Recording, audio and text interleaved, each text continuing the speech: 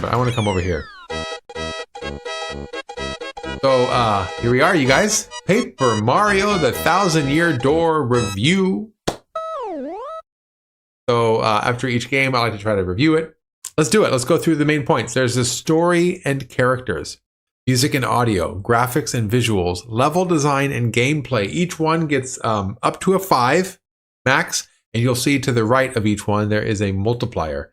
So the multipliers go up as that part of the game becomes more important to me. So starting at the very top, story and characters, usually the least important part to me of a game. So consider the narrative and characters, including voice acting, if applicable.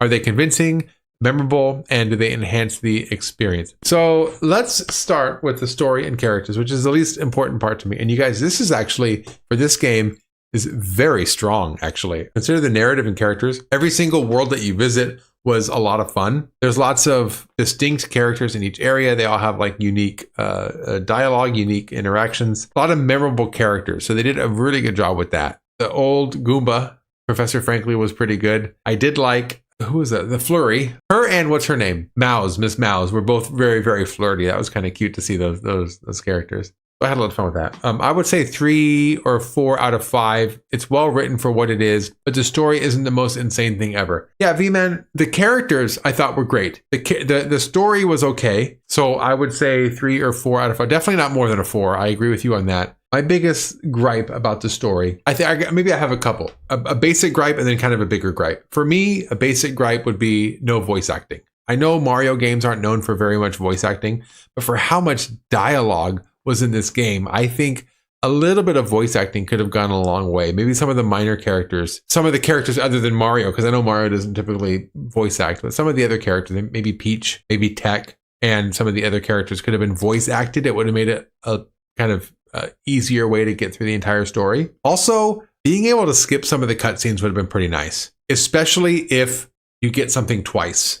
Like sometimes when I would push the, what button was it? X button to have them explain something to me. Sometimes I'd accidentally push that button again and have to go through all that dialogue again without being able to skip it. So definitely something to be able to be skipped. So you said 3 or 4 out of 5. I'm going to be at the very top end of that. I'm going to go right to 4. I think it's solid. This is one of the better stories in a basic Mario game that you're going to get. But there's just a lot that kind of held it back. You're fine with no voice acting personally. It's just too much reading is what it was. Oh, something else. When I was reading it though, because the characters were so distinct, I had a lot of fun trying to find their voice. So that was a fun part. I like that part a lot. The dialogue is a problem because you can't really smash through dialogue, which is something you could do in the original. Sometimes I get the gist of what's going on and it's good enough for me and I just want to kind of skip it. I know that's not how everybody plays. I know some people really like to immerse themselves and read everything and take it and just really savor every nook and cranny. That's not for me for story. Okay, that's not for me for dialogue. So for me, I'm gonna go 4, which is still pretty high for a story, which usually I don't really care about story or characters in games. So let's go down to music. Okay, the music's great. It's very Mario. Nothing's out of place. Everything works well with the game.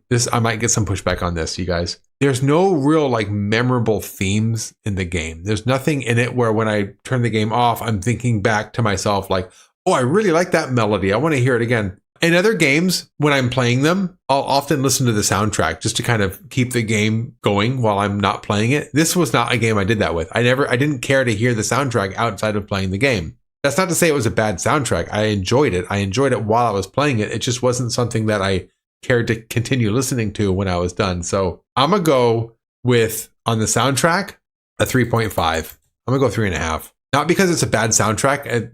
I mean, 3.5 isn't terrible, I suppose, but it's getting a relatively low score, not because the soundtrack was bad, but because it was just too, like, forgettable. I guess I hope that comes off okay. I hope you guys get what I'm trying to say. Let's go down to graphics and visuals. I really like the game's OST myself. I would give it a 4, but maybe I'm just nostalgic. Yeah, I mean, that's another thing too, you guys. You have to remember this. I don't have any nostalgia for this game, so I'm grading it as strictly playing it for my first time. So I get that there's definitely some probably nostalgia bubbles in there too that I'm not really picking up on. But as far as the soundtrack, it's just something that I'm not seeking out listening to anything above and beyond playing the game.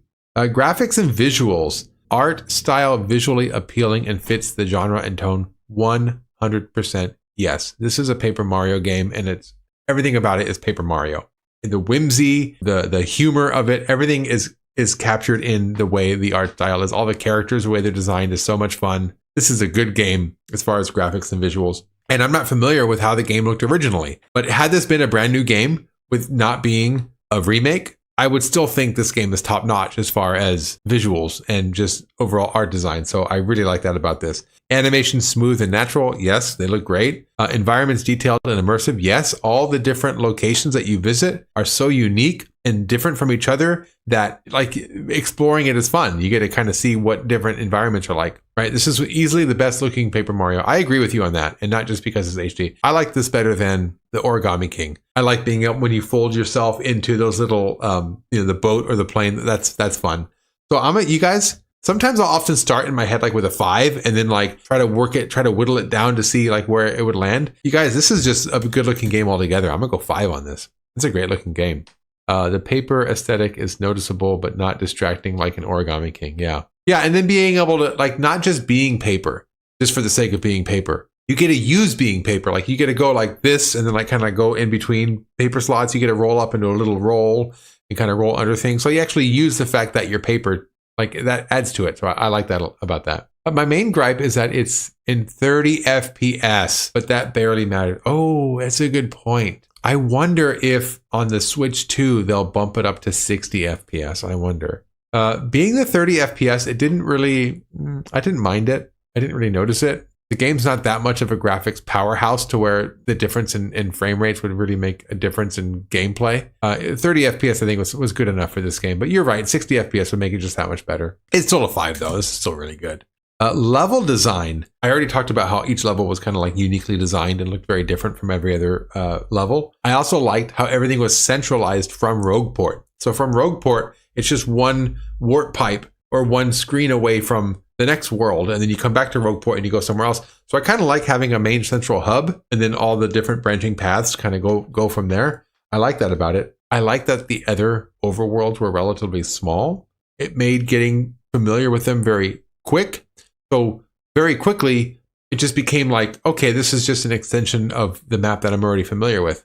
Lots of the nooks and the crannies were really filled with little star pieces and little badges. So I like that kind of it encouraged you to explore, which is a lot of fun to do in these types of games. The main gripe I had with the level design is the backtracking. There's lots of backtracking and going back and doing things over again, which I've heard they made better since the Thousand Year Door original. So even with those improvements, I still felt it. I still felt the fatigue of having to go back and do things over again and kind of go back and here and over there. And that part got kind of old. So even though I really like the level design, I like all that kind of stuff about it. I can't go 5 on this. I'm gonna go 4.5 though. I'm still gonna keep it pretty high. The backtracking has been one of the biggest complaints about the game. Yeah, and I've heard that too. Even before starting the game, I heard that the backtracking in the original was awful. They made it better in the new one. So I was like, okay, cool.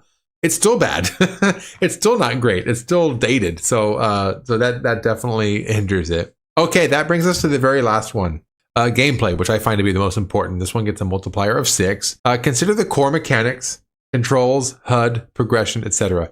Loved it. Loved it, loved it, loved it. The core mechanics, I like the hammer, the jumping, and I like that you can actually take advantage of using those in the real world. So you can still interact with things by jumping on them. You can still double jump or twist jump like ground pound.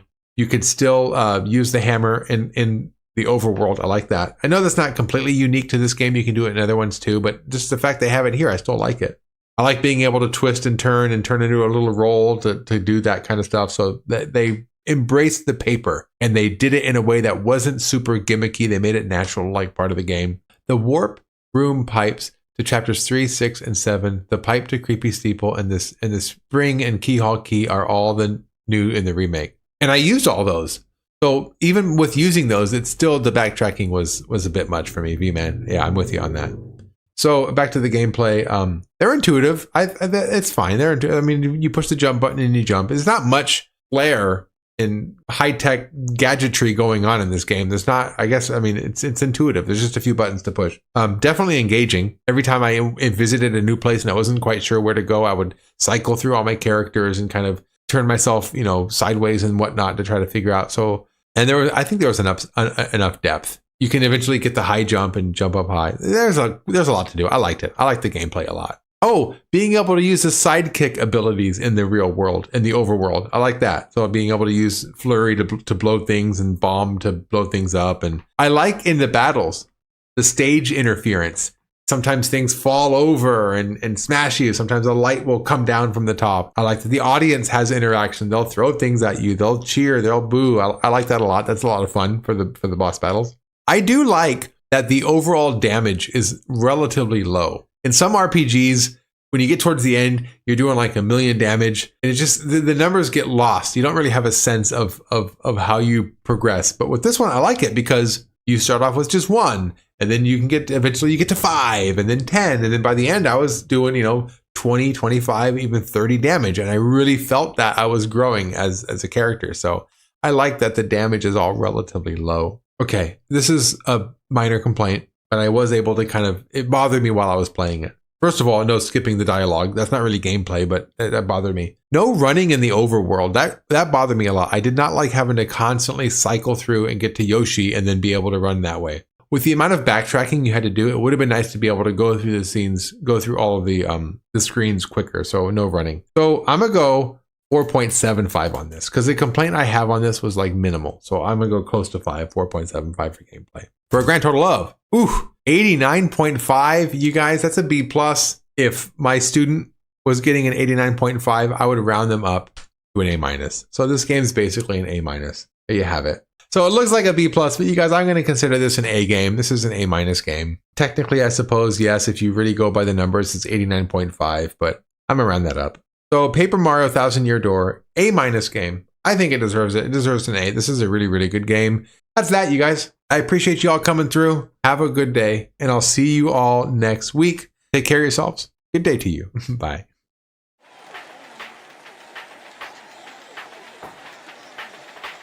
Too bad about Kenny, huh? Life in the big city.